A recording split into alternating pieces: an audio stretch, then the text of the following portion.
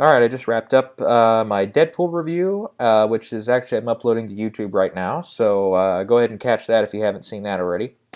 And this review is for Hail Caesar, the new Coen Brothers movie. I was excited about this one going in, and for the most part, it satisfied me. This was a fun movie, and usually in February we don't always get the best of movies. I mean, occasionally we'll have like a Lego movie or something fun like that. But Hail Caesar, I thought, fun movie and really good time at the movies. Yeah, the basic story here is Josh Brolin plays like a fixer in your everyday 50s movie studio. It feels straight out of like early 50s. And, he's in there. Sensational cast around him. You got George Clooney, Scarlett Johansson, Jonah Hill, Ray Fiennes, Channing Tatum. I know I'm missing out a couple of guys there. Who else? Yeah, a big cast in there. I'm sure I'll remember who else was in there. But yeah, Tilda Swinton, Frances McDormand gets a really funny scene. Yeah, there's a couple, and then there's a couple like Clancy Brown's in there, most known for Shawshank Redemption. I read in the credits, and I didn't pick him out in the movie, but Christopher Lambert in there. So they got a really good cast put together for the movie. Anyway, so yeah, that's the basic story. We have this fixer who kind of goes around and kind of just solves all the studio's problems. This person's doing this person's not reacting to that. This guy's not doing what he's supposed to, so Josh Brolin comes in to fix it all up. And one of the main plots, I should say, in the movie, it's kind of one of those. It kind of feels like a Magnolia or a what's another good example? It's one of those movies where it's like they have kind of 4 or 5 little mini plots all coming together, subplots, if you will, kind of coming together to form the main plot. And probably the most notable main plot the most notable of these subplots is George Clooney getting abducted from his newest movie, which is Hail Caesar, hence the title of the film, and getting kidnapped by a certain group of people. I won't say who to spoil the movie here, but yeah, and it's up to Josh Brolin and the rest of the studio to put forth all their efforts and to save him, and get him back in time before everybody loses their minds, and he's one of the biggest movie stars in the world. Before one of the biggest movie stars in the world before the news gets out that he's been kidnapped. So it's yeah, that's basically the main plot, and then you get, like I said, like all these other characters, like the Scarlett Johansson and the Ray Fiennes characters, they kind of just show up for maybe 1 or 2 scenes, and then they're done. And there's kind of like I said, with Magnolia, you kind of get, which is an older film. I think you should see it. I mean, it's a 3-hour epic, but it's kind of that same thing where you had like Tom Cruise and Jason Robards and Julianne Moore and John C. Reilly and all the other people in that film. Each of them kind of had their own little plots and storylines, and some of them met up and some of them didn't. And kind of the same thing here. It's like the Channing Tatum character never meets the Scarlett Johansson character, and the Jonah Hill character never bumps into the Ray Fiennes character, and so on and so forth. Which is fine with me. And that's kind of the thing. It kind of reminded me last year or 2 years ago now, sorry, of Grand Budapest Hotel, where you have all these, this eclectic cast, and it feels like all of these characters, would feed into their own movie and could star in a movie about just that character. Like for me, especially with Grand Budapest Hotel, I want to see a movie about the Bill Murray character and his and the Secret Keys Society or whatever that was called. That was a little moment of that film which I thought was really really cute and really funny. And I'm trying to think who else in that movie. Like, I want to see a fuller movie about the romance between Ray Fiennes' character and the Tilda Swinton character from that film. And so that's and a few of those actors pop up in this film too. So that's kind of what brought me back to that, especially was you have Tilda Swinton in there, Ray Fiennes. Well, wasn't there somebody else? No, I can't remember. But I think those are the only 2. But it feels like they've got a huge eclectic cast like that again. And yeah, I want to see a full movie about especially the Jonah Hill character. Maybe because he gets the least amount to do of all these bigger stars. But I want to see a full movie about him. I want to see a full movie about the George Clooney character. I want to see a full movie about the Ray Fiennes character, especially. Again, he only gets maybe one or two scenes, but you're still like, man, I really like that character. And yeah, so let's talk about some more of the positives about it. It's a fun movie. Then there's moments of it that are really funny, and there's moments of it of character, which are really, really hysterical. Especially, yeah, the Frances McDormand scene really had the audience I was with, at least, we really were laughing hard at that scene. And if you see the film, yeah, you'll definitely once she comes on and you see her, because she's kind of one of the last characters to be introduced.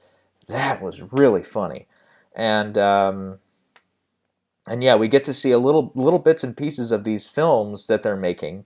Like I can't remember all the titles. One of them was like Lazy Moon and We Dance, Merrily We Dance. There we go.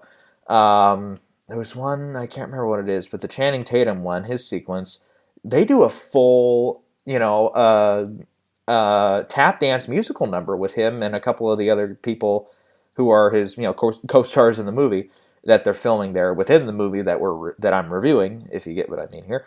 And it's kind of like an ode to On the Town, or a couple of those, like later 40s, early 50s musical numbers. Well, American in Paris probably is what they were going for most, but where you have Gene Kelly is, he's this version of Gene Kelly, and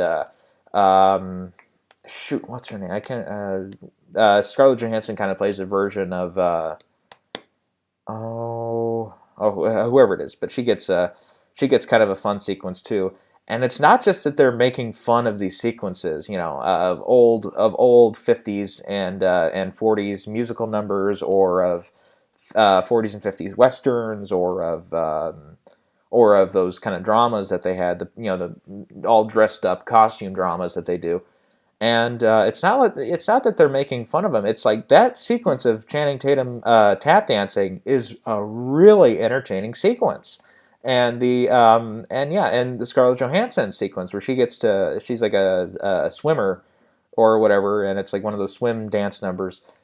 They're just entertaining in their own right, and it's beautifully shot. Roger Deakins is the cinematographer here. It just has, and the way it's edited too. I presume by the Coens as well. They usually edit their own films. Um, it just feels like it's straight out of 1953 or 52 Hollywood, and that's amazing. There's not a whole lot of language in the film. There's not a huge bunch of violence in the film. Kind of what would fit with the pre MPAA days and the code. When they had the code you had to go through for the ratings board those days. Yeah, so it's a fun movie, and yeah, I think there's not a whole lot of negatives I have about it. The only thing is there are a couple of things where you're like, okay, it's nice to see like a Jonah Hill or a Scarlett Johansson, but you're kind of left at times with some of these characters. Especially, I wanted to see, like I said, another full movie we could have seen was the Frances McDormand character or the Tilda Swinton character. I really wanted to see more of those. So you kind of left wanting more, but I think that's more or less what they were going for. It's an ensemble cast where they have all these people come in. Again, even if it's just for one scene, it's fun to have them at least. Be happy with what you have, not what you don't have. I think was the style kind of they were going for. And yeah, while true, yeah, part of me is saying, yeah, you could have shown us more, but still, I'm not going to totally complain and say, oh, the movie's crap because they only had one scene with this character or one scene with this person and so on. Nah, I'm not going to, no. The rest of the movie, I think, is so good that it overcomes the flaw there. And I needed to look this up here quick because I can't remember the actor's name, and I'm not too familiar with Alden Ehrenreich.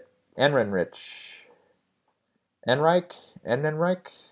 I don't know who he is, but he plays like a cowboy actor in the film, and he's who they're kind of trying to transition into serious pictures, and that's where he ends up with the Ray Fiennes character, as you'll see in one of the trailers. he for me was one of the standouts of the movie. Like a couple weeks ago, well, a couple months ago, I should say, because that's when Hateful Eight came out. I remember I saw that and I was like, man, it's really fun to see Kurt Russell and Sam Jackson and all these Tim Roth and all these traditional Tarantino characters and actors pop up in these roles. But for me, the that movie was stolen out from everybody by Walton Goggins. Walton Goggins just pulled the rug out from everybody and said, "This is my movie, bitch," and he owned Hateful Eight.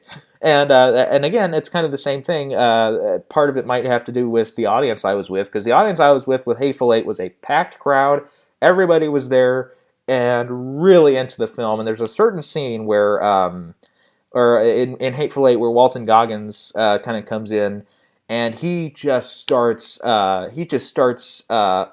this one character, and he says, "I knew it," and he's just being over the top and hilarious. And the audience I was with was losing their minds, just laughing so hard.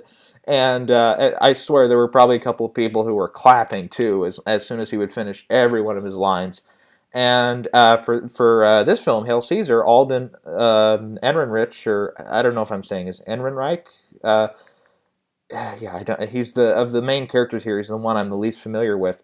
Um, he stole every scene he was in. There's a scene where he kind of gets to do like a little lasso trick when he's just kind of just standing by himself, kind of waiting on somebody at one point in the movie, and he kind of does that, and I'm like, that's cool, even if it's only a minute of screen time. That's something most movies they would just cut that out of the script before they film it, or they would leave it on the cutting room floor. Not the Coens, they left it in. And that was really really fun just to see that, and he, again, with his mannerisms and his accent, just every line. It came to the point where pretty soon almost every line he had, everybody in the theater was just laughing hysterically, and it's always fun to have those characters come in there and those actors come in there and really steal the show, and these character actors come in and just and tell you. Sure, we've got all these A-listers and B-listers, but I'm a C-lister, and I'm gonna steal everybody's attention here. And yeah, he was tremendous, and I want to see what that guy's doing. Like I said, I don't, to my knowledge, I haven't seen him in anything else, but he could have easily have snuck into one of the films that I didn't see, and I didn't recognize him. But I'm gonna be on the lookout for him now and see what he's doing next, because he was funny, and really, and one of the better parts of the movie for sure.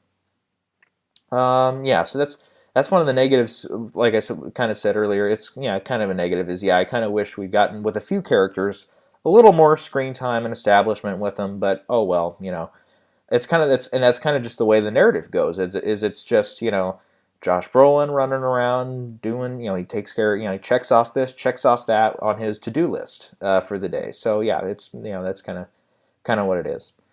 The only other complaint I have is his character, though, for me, and part of his character and part of the story is shoot, I can't think of whatever it is, but he's got another job offer to go and do something else, and Lockheed, there we go, Lockheed, yeah, airline, and he could go and run something there. I can't remember what he was supposed to do there, but it was something like that was going to be a higher pay raise and an easier job, but at the same time he loves doing this, going around and checking, and kind of being like the Kevin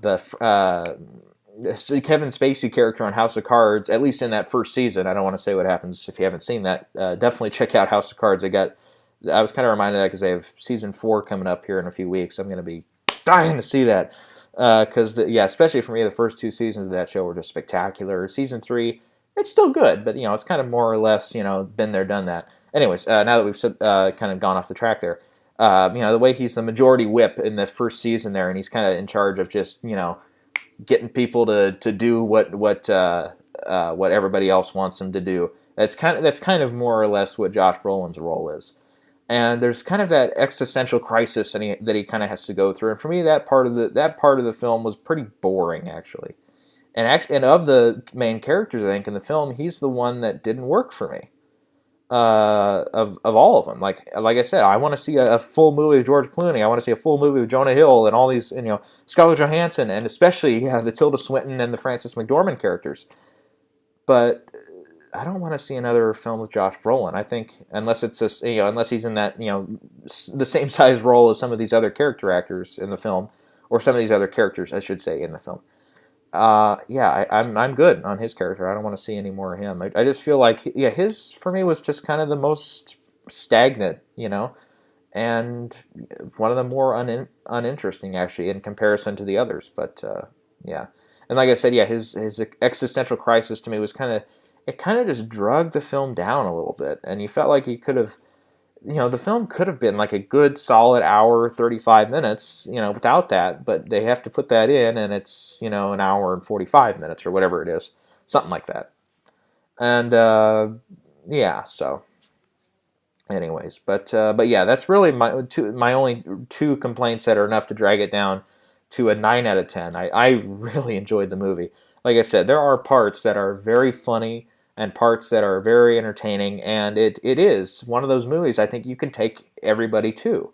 You can take your grandparents, your aunts and your uncles, your parents, depending on how old you are, because it is one of those movies, especially if you're going to take somebody who remembers going to see all sorts of movies in the 50s and the 60s, when things were less 60s, more 40s, when things were more innocent and rompy and playful. That's kind of what Hail Caesar is. It's rompy, it's fun, playful, and not offensive in any way. I don't think. Whereas compared to the other film I saw yesterday was Deadpool. Maybe not a movie for grandma and grandpa, but you get what I mean. This is one, that I think, maybe little kids maybe won't appreciate it as much. They'll probably just get bored and fall asleep within a half an hour of the film, but. Unless they recognize, oh look, that's Black Widow, or hey, that's Thanos, or hey, it's another one of those casts, kind of like oh shoot, what was the other one?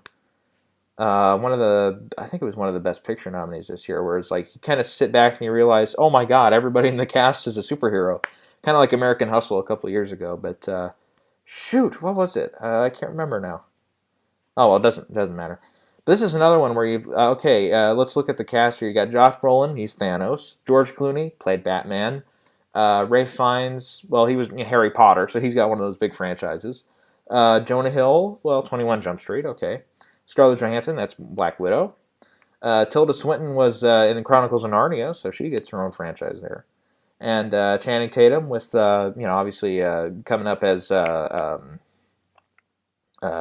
the card guy? Gambit, there we go, in one of the X-Men movies. And Frances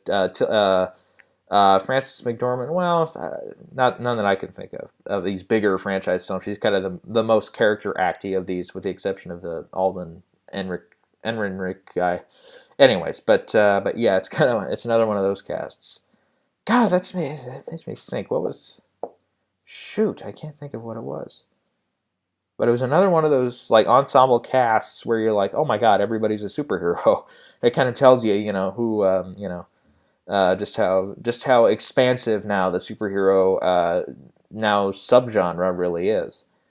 God, that's gonna bother me for the rest of the day. Anyways, not important. I almost thought of it. Now I can't think of it. Okay, yeah, let's cut it off there. I think this is it's a 9 out of 10, solid film, really funny at times. Is it the best Coen Brothers movie ever? No. I haven't seen all of their most recent ones. I didn't sit down and see Inside Llewyn Davis, or there's a couple others I haven't seen. But for me, this is and it's not on that Fargo level, or I probably liked it probably about as much as Big Lebowski, or Raising Arizona is a fun one too. I'm trying to think what else. No Country for Old Men, was probably a little better than this, but I like this better than, say, True Grit, which some people liked a little more than I did, but that's okay. Certainly better than Lady Killers, I'll give it that. But yeah.